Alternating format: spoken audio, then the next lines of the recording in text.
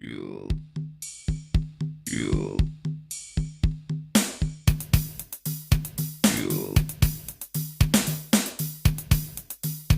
you, you.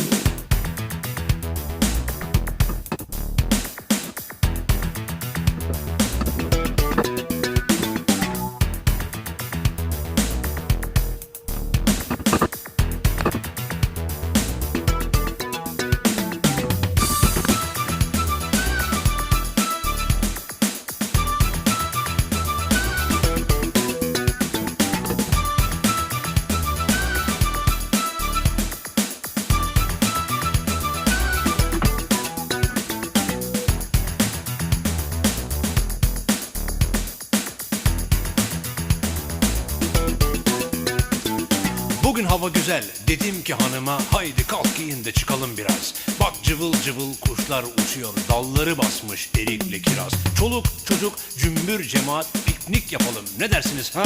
Ev halkı uçtu. Aslan baba sen çok yaşa. Yolda düşündüm, bizim çocuklar tanımıyorlar hayvanları. Bir hayli garibime gitti doğrusu. Bir baba olarak verdim kararı, anında bir ters U dönüş doğru hayvanat bahçesine. Biliyoruz ayıp oldu hakim bey ama zar zor gelebildik içeriye.